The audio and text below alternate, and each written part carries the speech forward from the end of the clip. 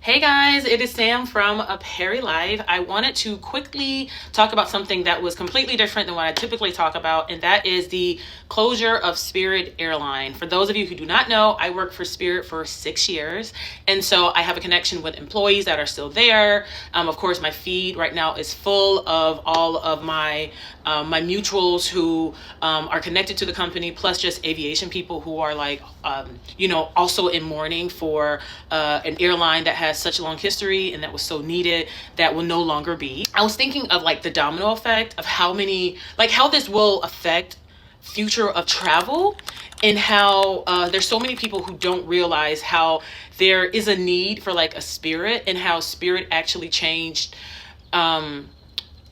how Americans were able to travel more, and how things became so much more accessible for so many people, even if you did not fly Spirit.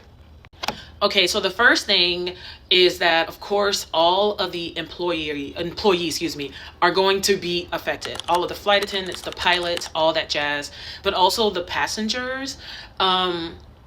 Flying was like for an elitist type of thing for so long. It was so expensive. You saw people who were like business people and like famous people who would travel. And those are like, people say like the glory days of traveling, the Pan Am, the TWA, all like the legacy carriers that we think of when we think of traveling, right?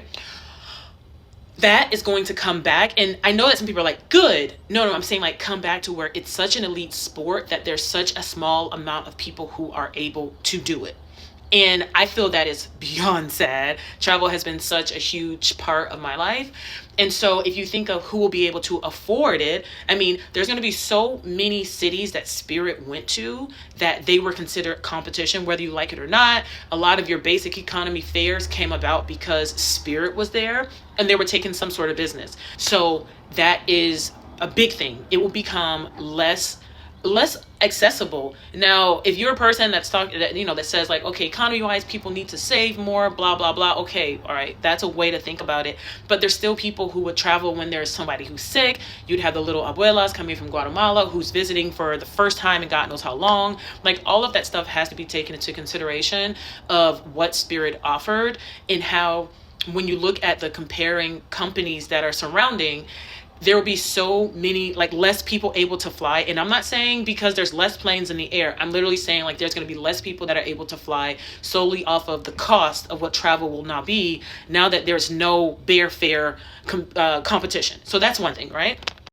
The next thing that I've been thinking of, as a person who's in the aviation industry, is how there are so many people who have started piloting like studies. And there are people who are pilots for Spirit, and there are people who were working for major carriers who were offered piloting gigs if they were to go and get their hours, and then they would work for, regionals, and then they would come into mainline. And right now, there's going to be a crap ton of pilots from Spirit that are going to be thrown into the search for work industry. And there are so many people who were working to become pilots who will not be able to become pilots for a mainline carrier for years. So if you guys don't know what that is, I'm just gonna American, United, and Delta, and I think they all offered this, where there was a program where if you were working as a ramper, as a flight attendant, as in some other department for the airline, they offered this program where you could take I think it's like 2 or 3 years to get all of your flight hours. And then if you were able to do that, you would be able to get a job at a regional carrier, the airline's regional carrier. So it's like Endeavor, oh my gosh, Mesa, like one of those smaller regional carriers. And then you would go from the smaller American Eagle, if they still exist, you would go from the smaller carrier, and then you would be able to be at the top of the line to go into the mainline airline once there was an opening and you had the hours and you met like certain qualifications. Like you had to like work for the airline for a certain amount of time and all this other stuff. Now, there will be people who have worked for a larger carrier who will now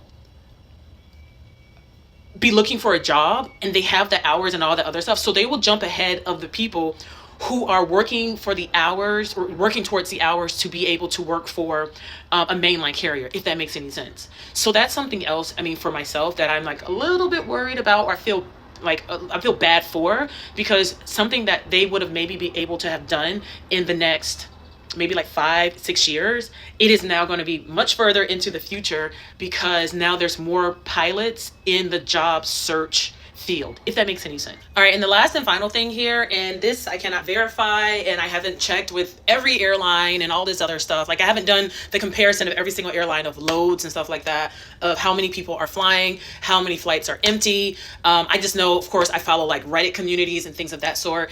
And so I've seen like, my flight is empty, blah, blah, blah. And I've seen, at some point in time, there's going to be a flight that is not 100% full.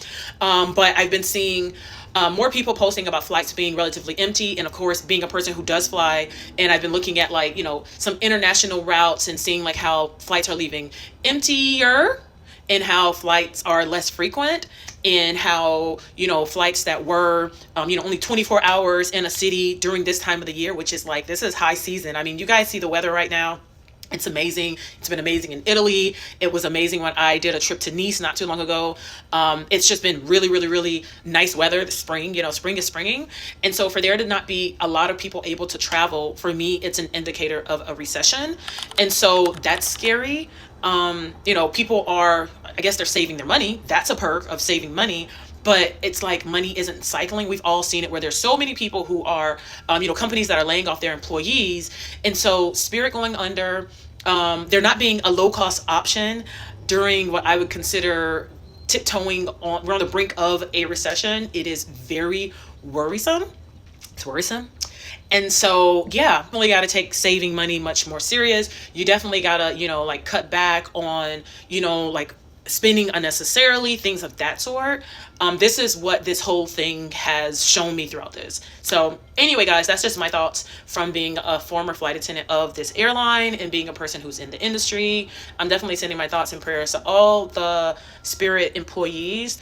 This is just my thoughts. So anyway, guys, ciao.